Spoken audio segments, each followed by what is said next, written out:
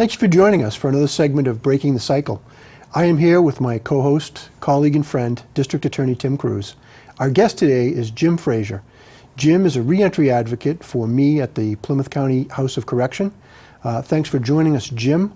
We're excited for people to learn about the job fairs that you have initiated that work and at the work that the reentry advocates like yourself do within the correctional facility.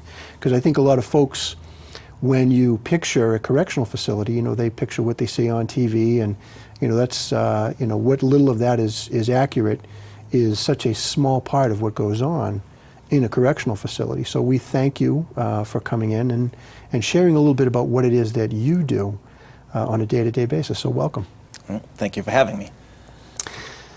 Oh, welcome. And I've been incredibly happy with the level of participation of the job fairs that we partner with the Sheriff's Department and the Mayor's Office in the City of Brockton. Can you tell us how you started this? How did you put this all together and get it up and running on behalf of Sheriff McDonald? So the reentry team has been hosting job fairs at the facility for a number of years, and it was in the fall of 2017 we had a job fair, and we had a meeting afterwards discussing how we can improve or expand on the things we're doing. And we came up with the idea of expanding the job fairs out into the community to continue the employment piece out into the community to help guys as they go on their way for a successful reentry. And then it's just taken off from there.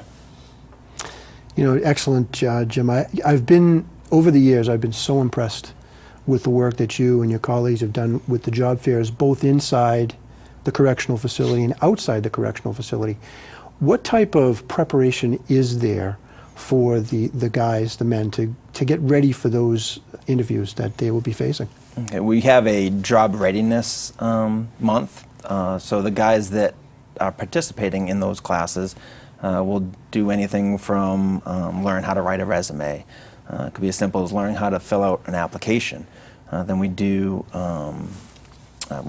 we'll teach them how to conduct themselves during an interview, go through all the steps, and then we'll do mock interviews. So if a guy is going to, say, be in the construction field or culinary, we'll come up with a list of questions relevant to that field, and we've actually built up a database of questions so that when we do those interviews, it's more realistic than just your standard boilerplate questions.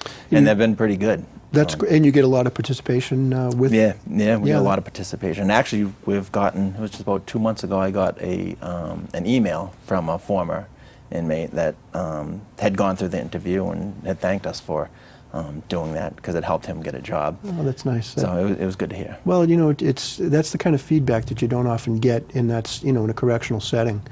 The people that I guess we assume are doing well are the ones we don't hear from. Right. But it is nice to get that feedback, because I know that these programs and the work that you guys are doing is really a tremendous help to not just these individuals, but their families and the community at large.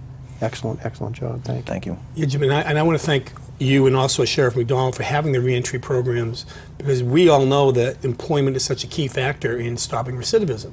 And as the sheriff, I think, alluded to at the beginning of the program, many people think that you're just warehousing people down there. People come in, they don't have any opportunities, whether it be educational opportunities, anger management opportunities, drug problem opportunities. And I know from being down there and seeing some of the programs that you have up and running how incredibly important this is. And I think that the work that you do inside the institution really opens the door for these job fairs in our community to help people who may feel that they're in a position where they're not going to get as good a job as somebody else because of their criminal record. What exactly do you feel that the reentry advocates do to prepare these men for the employment opportunities that they are going to be facing once they get out of the institution and once they're back in the real world? Well, there's a number of programs and training in there. So on the education piece, if someone's lacking a GED or high school diploma, our education department will work with guys and help them obtain that GED. We also have, as far as employment training, there's our industrial cleaning program, which is a certificate program which actually helps guys get jobs in the industrial cleaning. We have an industrial painting, Same thing. Stewart Painting comes in, and they actually participated in the job fair. But they come in, train our guys, and help get a job in the painting field. We have a farm, guys that go out and work on the farm there, helps them out with landscaping experience. We have OSHA 10, I believe it is, Serve Safe. We have a culinary program. The list just goes on and on. There's plenty to do there for anyone that's looking to improve themselves. You know, it's interesting to note that some of the programs that you bring up, if you think about it for a minute, and I know the folks at home, vast majority have no idea what goes on inside the correctional facility, but we are essentially a self-contained municipality. And when you think about that, you mentioned the Serve Safe and the culinary program that we have. We've got 1,300 souls who are living there, temporarily, and we do have to take care of all those needs. So we do have large-scale kitchens, and people are able to go in there and they work in those kitchens, and they're able to get the Serve Safe certification. Some of them can be certified as not just a Serve Safe, but a culinary certificate, right? The print shop that we have, we do a lot of printing for municipalities, law enforcement agencies, nonprofits, which includes not just the printing of forms, but also silk screening and embroidery that we do. We do a lot of our own uniforms and things like that. So, it really is in the course of our day-to-day jobs, there's a lot of opportunity there to learn those vocational skills, the janitorial stuff, as you were talking about. We've got our buildings that need to be cleaned. The farm is another outstanding example of all this. And it's really, I'm impressed. Before I was the sheriff, I was a prosecutor, and, I never really knew until I got involved and actually came and saw the depth of the programs and how dedicated you and your colleagues are to the work that you do. It really is, it's a great testament, and I'm hoping that a lot of people will see this program and be moved by that and curious enough maybe to come down and to visit, take a tour of the correctional facility and see what's going on. And the other thing that I would be remiss if we didn't mention, with the large numbers of volunteers that come in and help doing the training, it's really been overwhelming in many ways. I think it's for such a place with such a negative connotation to it. When you think about it, there is so much positive stuff going on there. One thing too I'd like to mention now, I see you've got the list of employers there, or Yes. at least a partial list. You've done a great job, you and your colleagues, recruiting those CORI-friendly employers. For our viewers who may not be aware, CORI stands for Criminal Offender Record Information, and there is a CORI on anyone that's ever been charged with a crime in a Massachusetts court. The CORI report is a list of criminal charges. It includes all cases, even if you were found not guilty or the case was dismissed. The CORI becomes a factor for many employers and many sensitive positions. Jim, would you share some of those companies that have been willing, God bless them, to come in and offer employment to individuals with or without those CORI issues? Because without those employers, this program would not exist. Right, so the reentry team, we reach out to quite a few employers to see if they'll join us to attend these fairs. So some of them that come, we have the craft group, and they've been great. They came over the first job fair that we did last April. They came over and participated, and then they wanted to continue our relationship and with the city of Brockton. So they're creating programs to get individuals that live in Brockton that may struggle with transportation, that obviously don't have a job. They're creating programs to get guys into their system. It could be for a concert or a Patriots game, to come over and start from the ground up and work their way through the system. They might start out in the parking lot, but they could eventually get into a culinary program, or even people that don't have a CORI, they can get into security over there. So they've been great. IBW Local 223, it's an apprenticeship program for the electrical union. Bob Ravel, he's been great. He comes to all of our job fairs. He shares information about the job fair with other unions in an effort to get them on board with us. He's been great. the U.S. Census Bureau, they came for the first time this past job fair, and they're offering jobs. One of the jobs was paying $21 an hour. I think they had about 4 or 5 different positions they were looking to fill, or types of positions, and the lowest one I believe was about $18 an hour. So good high-paying jobs. Dry zone basement, they come. Wow. They've been phenomenal. So just all these companies looking to give people opportunities to do the right thing, to get on their feet. And how many external job fairs have you done since you started going outside the prison? This April, the one we just did was the 3rd one. It's probably our most successful job fair that we did. We do it over at the War Memorial Building in Brockton, so we team up with your office and the mayor's office, and everyone involved. We all work great as a team together. So that was the 3rd one. We had over 170 individuals come in looking for a job. And that was great to see, people thanking us. It was just good. It's just, Yeah, well, what's the feedback? I mean, you have a lot of these men that are coming back now, looking to get some help, to get some opportunity, employment opportunity. When they come to the War Memorial Building in Brockton, or even when it was inside the House Correction, what exactly is the feedback that you get from the people that are coming out there? That there are people out there who are willing to help and to put them in a position that they won't ever have to go back to the institution. yeah, a lot of people are surprised to see us doing it, and they're very appreciative. A lot of thank yous, a lot of people looking to have us continue hosting the job fairs. There was one young kid, he came over, and I had a coat on that had the Sheriff's Department badge on there, and he pointed to me and pointed to that and said, just wanted to let you know how important it was to see someone with that on over here doing this. So that was good to see. Yeah. But yeah, I mean, most people that go are very thankful and surprised, but as you alluded to earlier, there's not many people that realize all the things that we do. It's interesting, you mentioned we've done the 3 outside, and inside we've got a lot of individuals that are there because they're there. Mm-hmm. But on the outside, was it your experience that you saw a lot of people or all the people that come at least at some point in time from our institution, or were there members of the public? I know our hope was that members of the general public could avail themselves of this as well. All right, there was a mix. I definitely saw guys that we had worked with in the jail. I know probation was there, and they had signed 20 of their people that they were working with that were on probation. So they had experience in the justice system.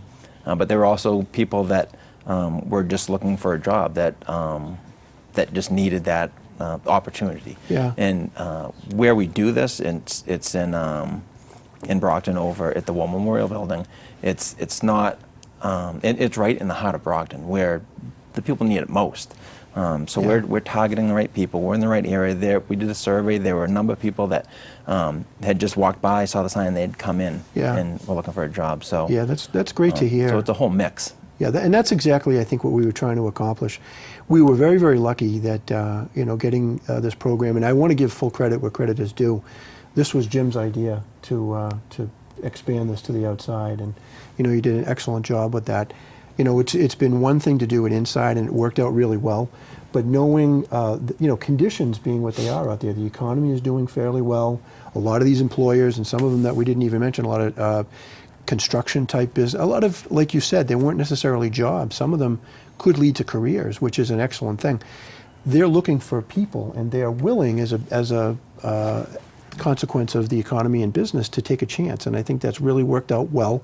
And I really think it's great that you've put us in a position that we're able to broker that somewhat and hopefully reduce our populations. I think it's also interesting to note that I was reading some of the statistics today. You hear a lot, and I'm sure you've seen it too, Tim, that the United States is the most single incarcerated country in the entire world, and out of the 50 states, the numbers vary somewhat, but Massachusetts, I'm very happy to report, although we were always close to the bottom of that, Massachusetts now is 50th out of the 50 Right. states in numbers of people per 100,000 residents incarcerated. We're down, I think I saw the number was 123 individuals per 100,000. Well, and I think a lot of the things that you're doing help us reduce the amount of people who are in custody. I mean, it makes sense that we deal, I believe, in Massachusetts in a much smarter way with crime. It's not necessarily better, but it's smarter. And how do you make sure that somebody doesn't go back? How do you make sure they don't go back in and keep that cycle? And we see and continue to see cycles of whether it be domestic violence, child abuse, people getting caught in those ruts. How do you stop today's person from being, victim being the perpetrator next 5 years from now, 10 years from now? These, in my opinion, are the sort of things that are giving people an opportunity who maybe they caught a lot of bad breaks earlier in their life. Maybe they have addictive issues right now, dealing with drugs, and trying to get themselves back on their feet and trying to get their families up and running. Because that's really important. And you can't get your family up and running unless there's going to be an opportunity for employment, to better yourself, to better your children, to better everything that you're going to do. So I think by focusing on helping people, and it's not throwing people in jail and throwing away the key. How can we be smarter? I think we've done that in Massachusetts. As the sheriff says, 50 out of 50 is a remarkable direction to make sure that we have the right people in jail and not the wrong people. And when we're dealing now with all the different systems that we have, whether they be drug courts or mental health courts or veterans courts, and the diversionary programs that we continue to have, I think that makes a huge difference in trying to help people. And on the other end, where you're at, Jim, and helping the people who are inside the institution, it's a constant level of people trying to do the right thing to help the biggest amount of people that we can. So I always want to commend everybody who is doing something a little bit different, a little bit out of the box. This doesn't happen everywhere. And people should understand that we're lucky here in our county that we have a sheriff who's progressive enough to have these programs to help the people that we can help, but at the same time understands that we have to hold people who commit crimes accountable for their actions. Accountability is important, but also helping kids and helping people with their lives is important too. So I'm very happy to be involved in this program to the extent that we can, and hopefully we can continue to do it and help as many people as we can. You point out too, Tim, another interesting point is that you don't see this everywhere, and I think that that's true. And it's part of what makes Plymouth County special. And I hear this constantly when I travel from law enforcement colleagues from other counties in Massachusetts. And when people see what it is, what we're up to, they remark that it's amazing the level of cooperation that we get. The district attorney's office working so closely with the sheriff's office, and then Mayor Carpenter from Brockton, our only city. The mayor has really stepped up, and I give Mayor Bill Carpenter a lot of credit for this. And just looking at some of the stats that I have in front of me, the last career fair results, and I see you've got them there too, April 10, take a victory lap with those. That's impressive. 21 Thanks. Employers. Thanks. Yeah. We've got a great team working on it. Yeah. So, 170 individuals came in. That's great, and that's over the course of the day. Yes. And I see that probation checked in 20 individuals that were currently, or at that time, were on probation. Yes. So they may or may not have been inside the correctional facility. And that's something that we don't necessarily think of. People who have court involvement, who haven't come to the jail yet, or come to the House of Correction, thankfully. And this might be a way that you can divert them off that road, that very, very bad road, and give them the necessary job skills. It's interesting too. We talked about some of the other things that we have over at the jail, and I remember when I first came into office, traveling around and talking about the farm. You had mentioned the farm, and and we have vocational programs over there. And some of the folks that I had crossed paths with were like, well, we understand that the farm is a nice community asset, but what good is it to teach individuals who have been criminally incarcerated? You're training them to be farmers. That doesn't lead to a good job. And I don't disagree necessarily. Although there was a story years ago, actually before I was a sheriff. Apparently, one of the inmates who was over on the farm went on to the UMass Stockbridge School of Agriculture, got a degree in landscape architecture, and started a very successful landscaping business. But putting that type of stuff aside, I think the important thing, and you can both chime in on this, the most important thing that we teach by having these individuals going over to the farm is we're teaching a work ethic, and sometimes this is something that people have not been exposed to. The idea that you're going to get up early in the morning, you're going to go someplace, you are going to engage in some type of effort, some work, and at the end of the day, you're going to go back tired, and that's at the end of some period of time, hopefully some short period of time, you're going to see the fruits of your labor, and I'm thinking of the farm when we do that. We raise thousands of pounds of food for the food banks over there. And I think I've heard from a couple of the inmates that I've talked to when I've been on the farm that they feel really good about the fact that they're doing that. So, a lot of these guys also, and I think this is important to note, they may take an entry-level job with one of these companies, and thank God that they're willing to do that. But what it also allows them to do, and I think this is important, is to begin that positive work history. And we know, and I'm sure, and actually you could speak a little bit about that. The inmates, you do the interviews and stuff with them, you must go over, what to wear, what to say, how to do a resume, because many of them have never ever done a resume, right? Yeah, it's very interesting. A lot of people take for granted that it'd be very easy to fill out a resume, but some of the guys that we work with, they have a lot of gaps in their employment. They struggle with it. So for us to do that, it becomes difficult, and we have to get very creative with that. So yeah, they need a lot of help with that. Yeah.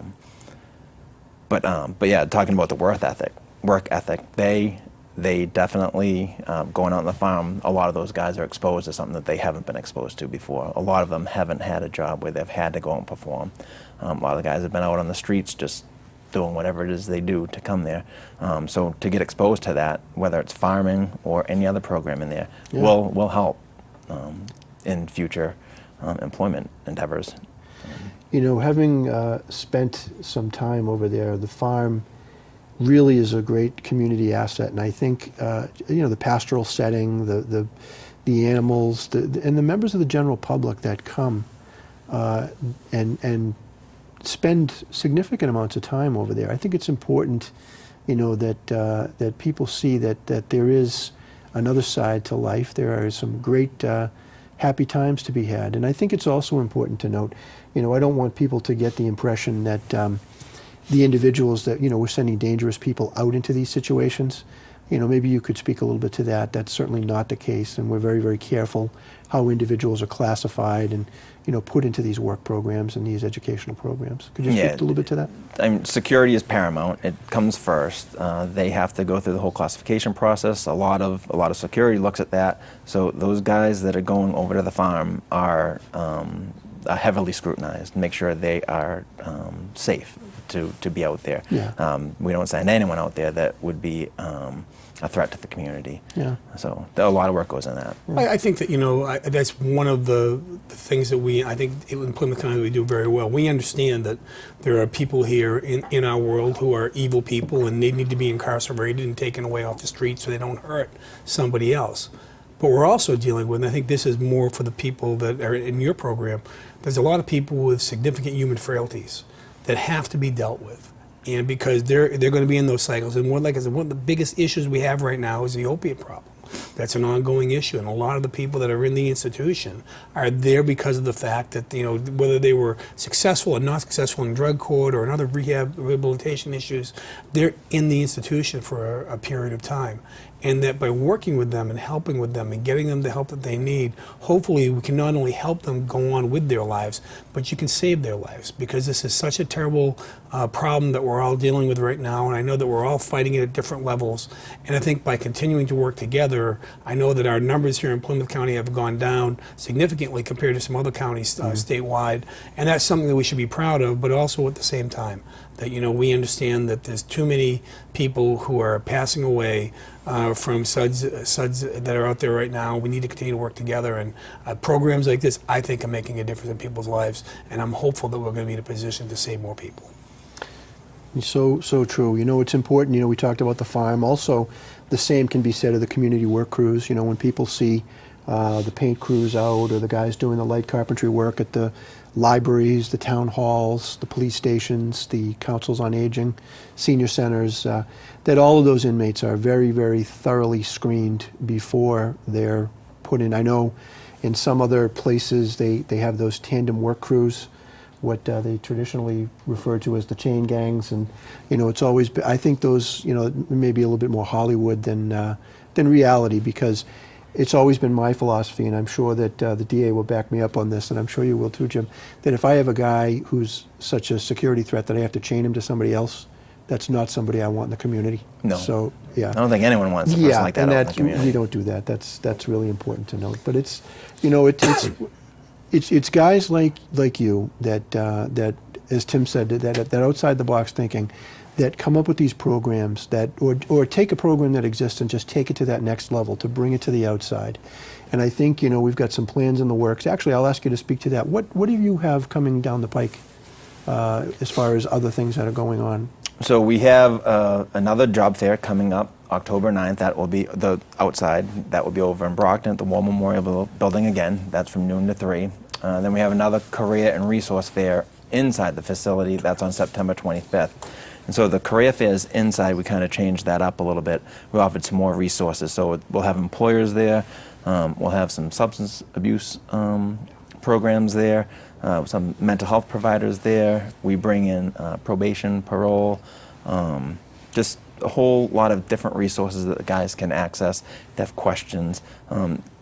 We can share a lot of information for them, but when they can sit there and talk face to face with someone, they'll get a lot more information, get a lot more out of it. So the last one that we did, we had the gym filled. We had about 34 different providers in there. I remember. Which was good to see. Yeah, I remember. And I made a special point of coming into that job fair and going around to each of those employers and thanking them personally for coming in, because it's important. I think the most important tool that we can give these inmates that are coming back, and that's another thing that people need to remember, is that in a house of correction setting like we have, the vast majority, 99+% of those individuals that come in the front door to serve a sentence are going to be leaving through the side door to return to the community. And it is by the grace of God and the good work that you and your colleagues do that those numbers are as good as they are. And we have to remember also, and I know Tim thinks of this and we talk about it sometimes, that for every one of those lives that we turn around and we're able to save, get them on the right track, it's not just their life you've turned around, but the life of so many people that are in their family. It makes a huge difference. It's a quality of life countywide. Absolutely. Yeah, it's really something. Yeah, definitely. Yeah. So I want to thank you, and I know Tim. Thank you, Jim, for everything you're doing. It's great. Thank you for letting me come on and talk about what we're doing there. Yeah, I know it's great. The work that you do, your colleagues do. Without you guys, it doesn't happen. So thank you very much. You're welcome. Thanks again. Thank you. So that wraps up this cycle, this session of Breaking the Cycle. We want to thank everyone for tuning in, and hopefully you turn to the next one. Until that time, on behalf of the Sheriff McDonald and myself, we say thanks.